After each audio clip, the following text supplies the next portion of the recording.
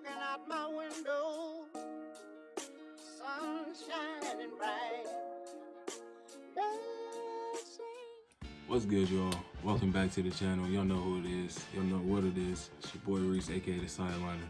And NBA season is wrapped up, bro. It's wrapped up. We finally here.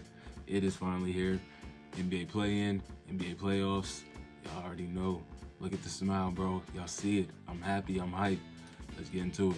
Regular season finally wrapped. Like I was saying, the best product of NBA basketball is yet to come, bro. It's approaching. It's here. Even with players like Damian, we had two players. This season was crazy. We had two players in Damian Lillard of my Portland Trailblazers. It's sad days over there right now.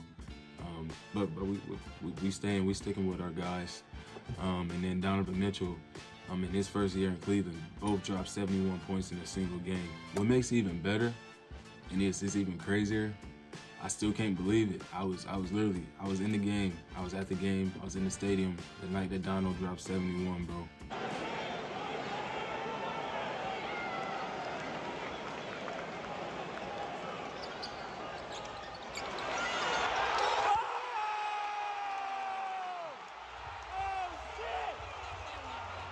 We had players snuffing each other out in training camp. In the last game of the season.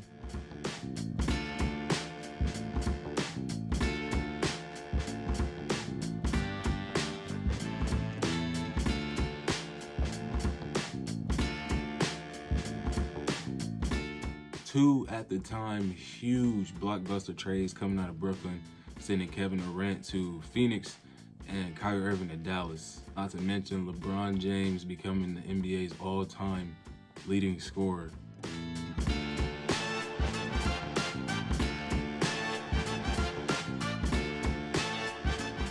Still progressing, still going to this day. And it's obviously it's not gonna stop till he retires, but man, that's crazy. Like the man's gonna hit 40,000 points, bro. 40,000 points by one single player is gonna be crazy. Crazy.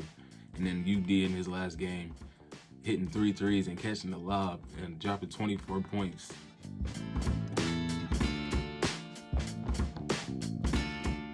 Like that's gonna go down as like one of the best like final games, like a Kobe and a Michael Jordan type.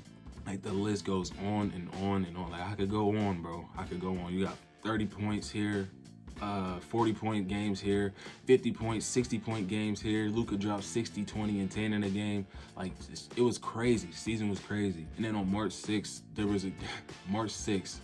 were at least 20 players. There was 18, almost 20 players dropped 30 or more points in a game. Absolutely insane. Like season was crazy, bro. But now, playoffs. Here we are. So for today, we're gonna be discussing the play-in tournament. Game 1 tomorrow, Tuesday, April 11th. The 7th seed of Miami Heat will be taking on the 8th seeded Atlanta Hawks in Miami.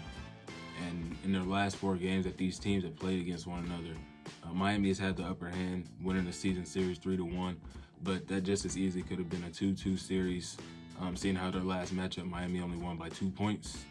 that actually came, their last game was March 6th, that crazy night, March 6th. The Miami Heat do a very decent job at containing Trae Young and limiting his scoring, making it hard for him not only on offense, but involving him in the defense as well, making him have to defend these guys, tiring him out on the defensive end, so when he gets back on offense, he doesn't really have his legs. As we know, that is not Trae Young's strong suit, so for me, I'm looking for the guys like DeJounte Murray, Saddiq Bey, Bojan Bogdanovic, or Bogdan Bogdanovic. I don't know which one it is. And then the bigs, of course, Onyeka Okongwu, Clint Capella on defense. Like I'm looking for these guys to step up and help Trae Young, take some of that load off him on the offensive end. Obviously, those the bigs. DeJounte Murray, those guys are going to do their job on the defensive end, but can they step up and play their role on the offensive end as well? Only time will tell. And then for the Heat to secure their playoff seeding, in my opinion, it's contingent on two players that are very integral and instrumental to the success of the Miami Heat going forward, and that's Kyle Lowry and Udonis Haslem. In all seriousness, it's Tyler Hero and Bam Adebayo.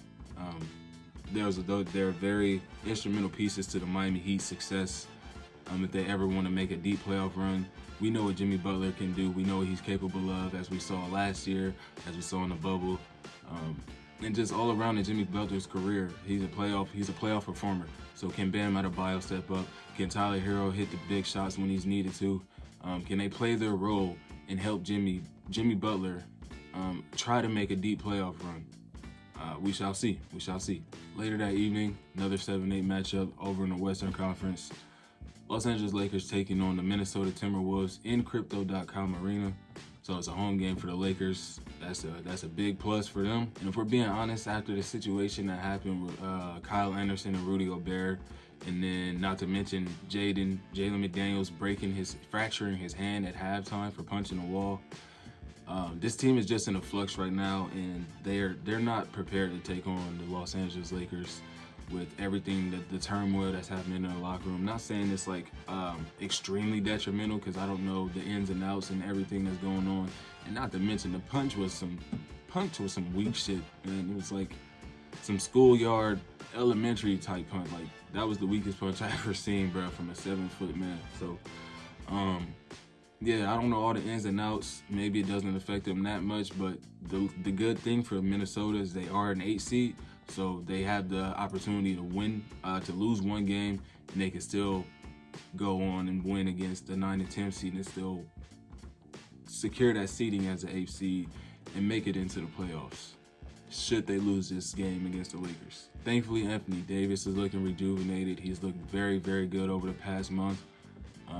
LeBron James, he's as focused as he's always is. We know what he's bringing to the table. The defense hasn't looked good in the past 4 games, the last 4 games, sample size. It didn't look good at all, but as long as they're putting the ball in the basket against this Minnesota team, I think they have a chance on winning this game. Offense is running like a well-oiled machine. Everybody's getting theirs. Austin Reeves, he's cooled off a little bit, but you know that's still something that teams have to game plan for and worry about. And Austin Reeves' explosion. Dennis Schroeder can get his. Rui Hachimura, we're still waiting on him to really take off. They just have guys over there. Malik Beasley hitting 26 points in the game, just firing up the threes. Like, these dudes, they got hoopers over there, bro. Jared Vanderbilt on the defensive end. Like, this is a solid team, bro. But then taking on this Minnesota team, like I said, with all the flux and turmoil going on over there, I just feel like they can handle business, and they should get out of here, secure their 7th seed, and take on the Memphis Grizzlies. It's definitely not a matchup I'm just like, oh, giving it to the Lakers, because they still have to win. You still got to go out there and perform, especially when you talk about Karl Anthony Towns and Gobert down there in the paint.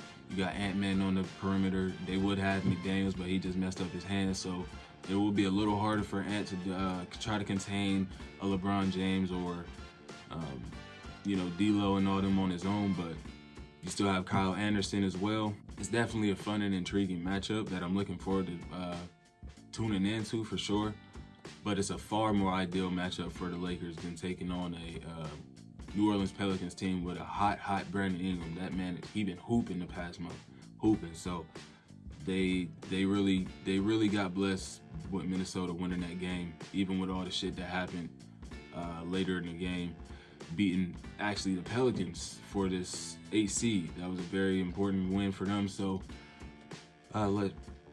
tomorrow, man, oh man, I'm so hyped. And Wednesday, April 12th, the 9 seed Toronto Raptors taking on the 10 seed Chicago Bulls.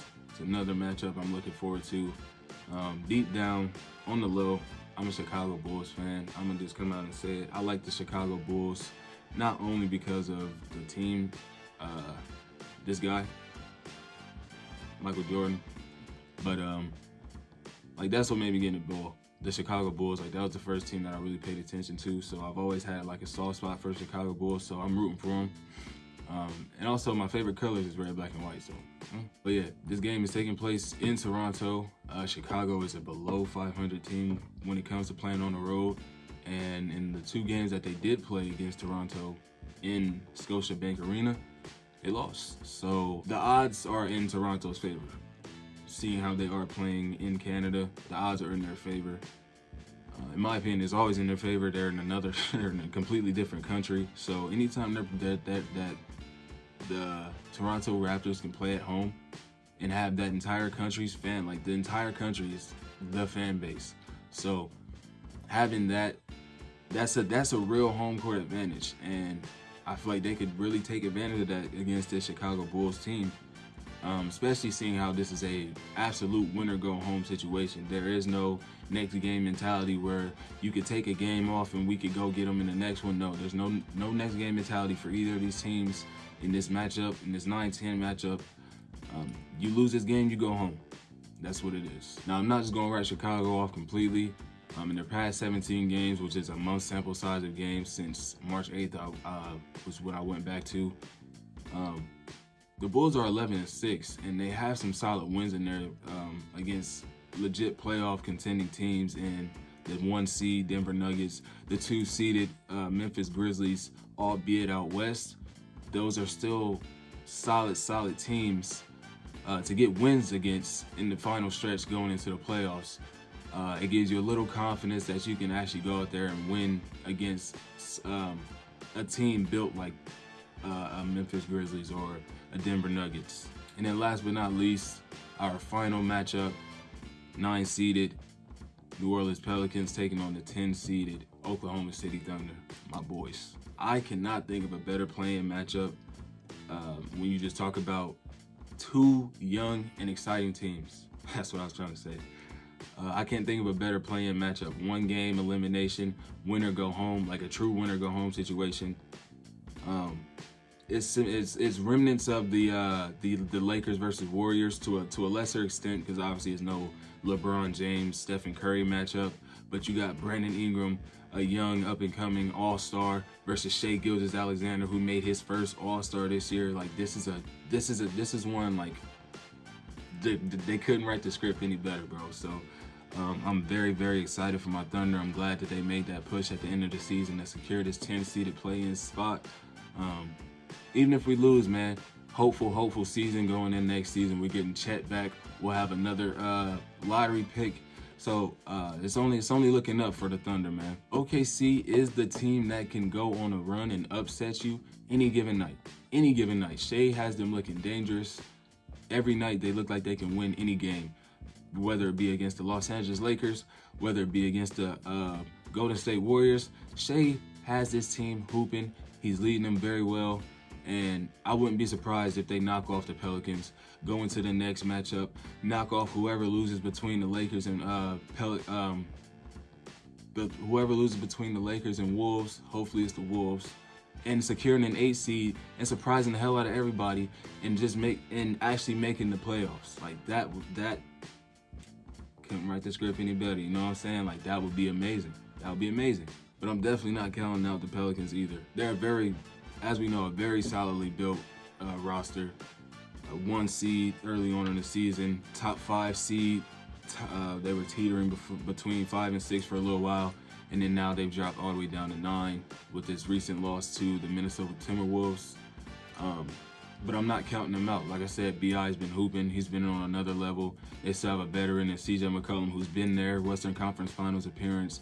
Valanciunas, who's also had playoff experience with the Memphis Grizzlies as well as the Toronto Raptors. So they have these guys who's been there, who have that experience, who can come and really get these young guys and focus on this one game, and then moving on to the next game. This is exciting time to be an NBA fan, man. NBA playoffs. I'm so hyped, bro. So hyped. Not only does this team play for one another, just like any other team, obviously, but you can see it in the way that New Orleans plays. They play for the city. They play for the fans. OKC the same way. There's just a pride in the way that these two teams play, and yeah, bro. It's about to be a clash. And I'm so excited. I can't wait. Second round of the play-in taking place on April 14th. That will be the losers of the 7-8 matchup taking on the winners of the 9-10, and whoever shall win those 2 games secures their seeding as the 8th seed in both respective conferences. All 6 games will be on either TNT or ESPN, so make sure you tune in. You do not want to miss any of these games. None of them. I'm telling you. I'm telling you. But yeah, man, keep it short and sweet. I hope it's short and sweet. Yeah, we will be back Tuesday, or if not Tuesday, Wednesday after the first set of games, and then Thursday. Like we're gonna be touching on every game after they happen, and just get a recap, see what the matchups are gonna be moving forward, and we're gonna go from there, bro. NBA playoffs. Excited. But as always, your boy Reese the Sideliner. Don't mind the headband.